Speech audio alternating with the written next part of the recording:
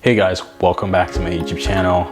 If you're new here, my name is Daniel Gabriel and I'm a first year medical student.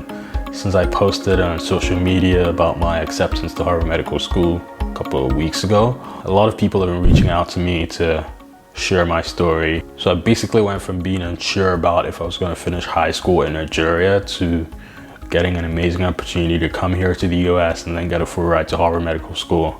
It's been an amazing opportunity. It's been a long road, and in this video I'm going to be sharing with you guys how I secured my financial aid package. Let's jump into the video. First of all, I want to say I know how privileged I am to be in this position. It's a huge dream for a lot of people to go to a school like Harvard Medical School. So I acknowledge that privilege. But the reason I'm sharing this video is to inspire somebody to keep dreaming big. I want to let you know that your wildest dreams are possible. Just keep working at it, keep doing it, keep believing, keep working hard, and you're gonna do it. I want to give a huge shout out to all my subscribers. Thank you for coming on this journey with me. For those who have not subscribed, go ahead and hit that subscribe button right now, and welcome. I hope to continue to share my journey with you guys.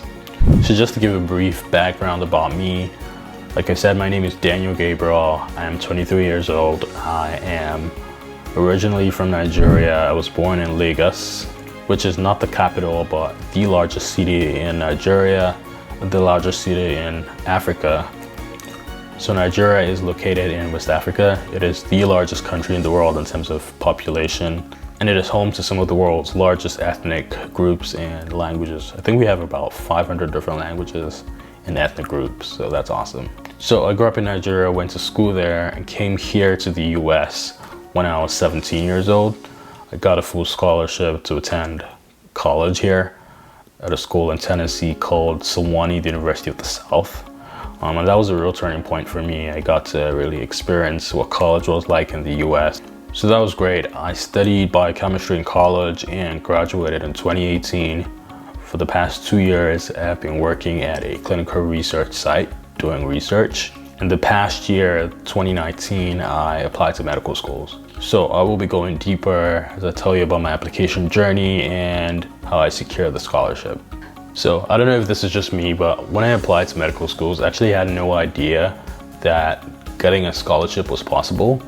I think for the majority of US med schools, they typically do not give scholarships to students. I'm not sure of the reason why scholarships are not offered to med students, but I think it might have to do with the fact that generally medical school graduates end up to become doctors who earn quite a bit of money in the US, and they're quite financially stable, so they eventually end up paying their loans back.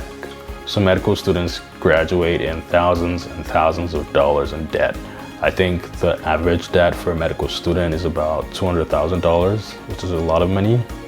So I thought I was going to graduate with a lot of debt, and then I was just going to have to pay it off eventually as a doctor. But really I had a greater anxiety. I was anxious about even getting accepted to medical school. So being an international student on a visa in the US, the odds of getting accepted to a US med school are infinitely lower than for US students, because the majority of US medical schools do not even accept applications from international students. So applying to medical school, I knew my chances were limited, I knew my options were limited, and I just went in praying to God that, I get the best out of the cycle, even though the odds were not in my favor. So I had worked hard in college to do well, I had really good grades, I had a good MCAT score, but I was still anxious about the process. But come 2019 summer, I decided to try my luck and see if I'd get accepted. So in May of 2019, I started writing up my application through the AMCAS service, and in June I submitted my primary applications to 12 medical schools. I'm going to list all the medical schools I applied to right here. So I think typically the average student submits primary applications to about 20 or more medical schools just to increase the chances of getting accepted. But like I said, given the fact that I was an international student, I really looked for schools that I thought could give me some scholarships based on what they had on their website, and schools that had a decent shot of getting accepted into. So I know some people might be wondering why all the schools on my list seem to be top Ivy League schools. That is because these schools tend to be the schools that accept applications from international students.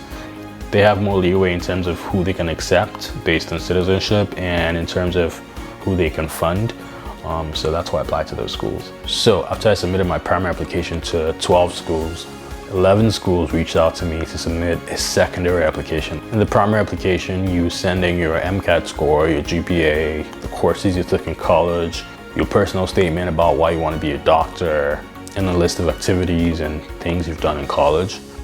While with the secondary application, schools more so have specific questions they want to ask you. They want to get to know you more. Some of the prompts include things like, why do you think you'd be a good candidate to come to our school? Another common prompt is, why this particular school? What about this school attracts you? So I ended up submitting secondary applications to 11 schools. And to be honest, I really did submit my secondary applications later than I was expecting to. Normally people say you should try to submit your secondary applications by June and at the very latest, early August. But I submitted most of mine at the end of August, some in September. But that's because I had some personal family issues I had to resolve at the time, so that affected my schedule a little bit. So I interviewed at these schools from October of 2019 up until January of 2020. And still at that point, I was really unsure about scholarships for some of the schools. During the interviews, schools give you a little bit more information about scholarship offers and how to apply for it. Generally, the application goes something like this. You submit your parents' financial documents to the schools and they determine if you're eligible to receive scholarships and how much you're eligible to receive if you are. So for some of the schools where I got accepted, I was not given any scholarship offer, while some of the other schools gave me really generous financial aid. So I think really the goal for medical schools is they aim to give students who are in the most need more money. So you're more likely to get a better or larger financial aid package if you come from a lower income family. But for a school like Harvard Medical School, I think the more difficult part is actually getting accepted to the school. With an acceptance rate around 3 or 4%, you really want to try to get accepted to the school before you worry about scholarship offers. I feel so lucky to have gotten a scholarship offer. So basically there's no special process for applying for financial aid from medical schools. Really, a lot of medical schools give scholarships based on need. One thing I'm really excited about is the fact that a lot of medical schools are going towards giving more students a lot of financial aid. I think the goal with that is to get medical students to graduate with less debt, but also give medical students the freedom to pursue whatever specialty they want to pursue in the future.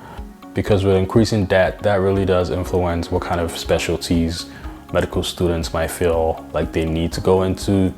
A student with a lot of debt might feel like they need to go into a higher paying specialty to offload those debts. So I really like the fact that a lot of medical students are leaning towards giving more scholarships. I think that will be very good, not just in terms of reducing debt, but also giving medical students the liberty to pursue whatever fields they want, especially really important fields like primary care. So I'm excited about that. So that's it for this video, guys. Thank you for watching. If you've not subscribed, go ahead and subscribe right now. Comment on this video and let me know what video you want me to do next.